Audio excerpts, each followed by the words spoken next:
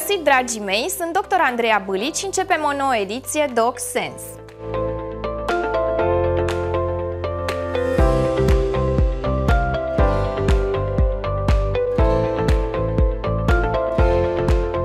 Bruxismul reprezintă încleștarea sau scârțâitul dinților și este adesea o afecțiune legată de stres sau de anxietate. Bruxismul poate toci și eroda coroanele dentare, poate face ca dinții să devină mobili și poate produce cefalee. Afecțiunea poate apărea atât pe parcursul nopții, pe durata somnului, cât și în cursul zilei, putând să se accentueze pe măsura desfășurării activităților cotidiene, nefiind prezent la trezire sau în prima parte a zilei.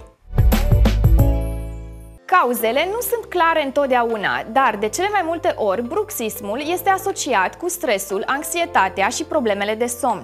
Totuși, uneori afecțiunea poate apărea ca efect secundar al anumitor medicamente, cum ar fi un anumit tip de antidepresiv, cunoscut ca un inhibitor selectiv al recaptării serotoninei. Dacă suferiți de o tulburare de somn, cum ar fi apneea obstructivă, care întrerupe respirația în timpul somnului, există un risc ridicat de bruxism.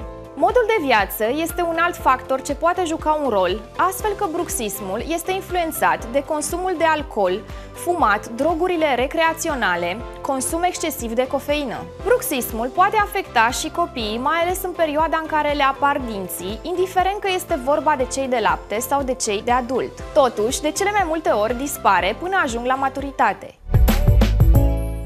Bruxismul poate fi însoțit de mușcatul buzelor sau mușcarea obrajilor interni și se manifestă cel mai frecvent prin deteriorarea smalțului dentar sau deplasarea dentiției permanente în poziții vicioase care determină malocluzie sau carii și chiar în condițiile de igienă orală corespunzătoare. Fracturi dentare sau afectarea restaurațiilor dentare, inflamații periodontale care pot cauza dureri și pot duce la pierderea dentiției în timp, dureri de cap, în special cefalee temporală, sensibilitate dentară sau dureri dentare, dureri faciale în zona gâtului sau maxilare, afectarea mobilității articulației temporomandibulare și tulburări de somn. Este recomandat să mergeți la medicul dentist dacă aveți dinții deteriorați sau sensibili, vă dor maxilarul, fața sau urechea. Partenerul vă atrage atenția asupra faptului că vă scrâșniți dinții în somn. În timpul consultației, dentistul verifică dinții și maxilarul pentru a stabili dacă există semne de măcinare a dinților. Tratamentul este necesar doar dacă aveți dinții măcinați pentru a evita apariția unor alte probleme, cum ar fi infecția sau abscesul dentar. Diagnosticul bolii se face în cadrul unui consult efectuat de medicul stomatolog, care evaluează starea danturii și stabilește cauza apariției afecțiunii.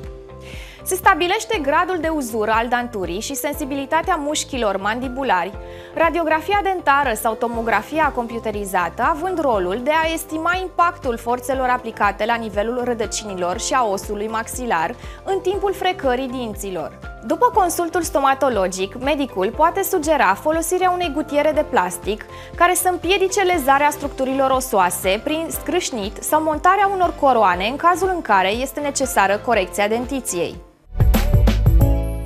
Dacă te-ai întrebat cum scapi de bruxism, este bine să știi că în multe situații tratamentul nu este recomandat, mai ales în cazul copiilor, dar și al adulților, dacă măcinarea dinților nu este foarte gravă. Dacă însă bruxismul este sever, medicul poate indica soluții dentare, terapii și medicamente pentru a preveni leziuni ale dinților și pentru a ameliora durerea sau disconfortul maxilarului. Utilizarea gutierelor de bruxism. Gutierele sunt dispozitive bucale efectuate din plastic, pot fi folosite noaptea, dar și ziua și împiedică contactul ocluzal. Se pot purta câteva săptămâni sau chiar 6-8 luni. În toată această perioadă, pacientul este consultat lunar de către medicul stomatolog. Acesta realizează modificările gutierei în funcție de cum s-a modificat sistemul masticator al pacientului. Abia după ce sistemul este relaxat, se poate trece la pasul următor: tratament ortodontic, protetic sau chirurgical. Schimbarea ocluziei dentare. Se poate face acest lucru cu ajutorul unui aparat dentar care se fixează pe dinți pentru a-i realinia, astfel încât poziția mandibulei să fie una care să permită ocluzia dentară normală. Aplicarea coroanelor dentare. Dacă dinții sunt foarte afectați în ceea ce privește smalțul dentar, stomatologul poate recomanda aplicarea coroanelor dentare. Se ating astfel două ținte, pe de o parte estetica dinților și în al doilea rând coroanele dentare participă activ la procesul de masticație. Medicul poate recomanda de asemenea exersarea unei poziționări corecte a gurii și a mandibulei. Pacientul poate exersa controlarea activității mușchilor mandibulei. Tratamentul medicamentos în cazul bruxismului include relaxante musculare, antidepresive sau medicamente împotriva anxietății, cu scopul ca pacientul să se elibereze de stres și de alte probleme emoționale care pot cauza bruxism.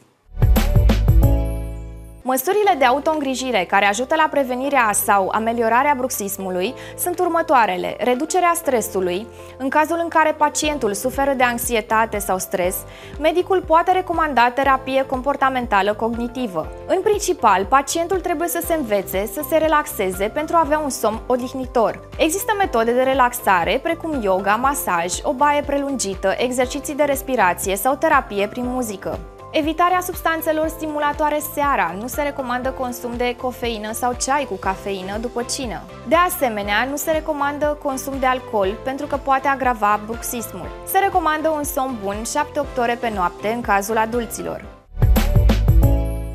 Bruxismul nu este un obicei specific adulților, ci și copiilor. Aproximativ 30% dintre copii își macină dinții. Copiii își macină dinții mai ales în două perioade, când le apar dinții de lapte și când le apar dinții permanenți. Bruxismul, în cazul copiilor, nu duce în general la probleme. Măcinarea dinților poate provoca dureri de maxilar, dureri de cap, uzură de dinți. Trebuie consultat medicul stomatolog dacă dinții copilului sunt afectați sau dacă cel mic se plânge de sensibilitate dentară ori durere de dinți. Iată câteva sfaturi pentru a ajuta un copil să nu-și mai macine dinții.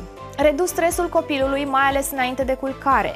Încearcă să-i faci masaj și exerciții de stretching pentru a-i relaxa mușchii. Asigură-te că cel mic se hidratează adecvat.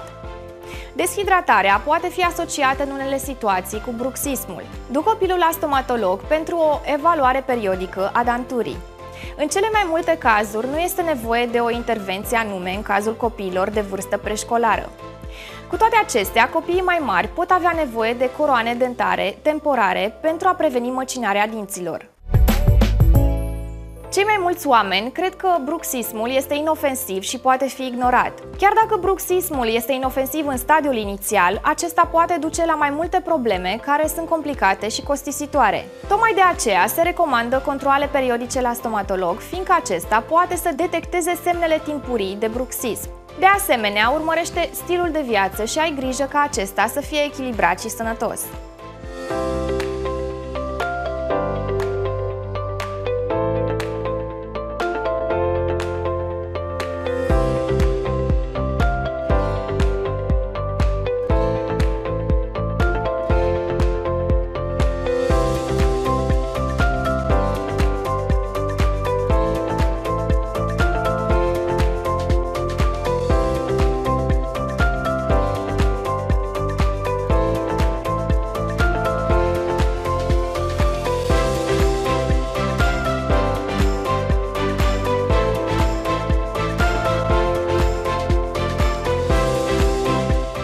Dragii mei, aici punem punct unei noi ediții. Rămânem în contact pe YouTube, Facebook, Instagram și TikTok. Eu vă mulțumesc că mi-ați fost alături și ne vedem emisiunea viitoare cu teme care sigur vă vor interesa. Sunt Dr. Andreea Bâlici și până data viitoare nu uitați, Doc Sense Make Sense!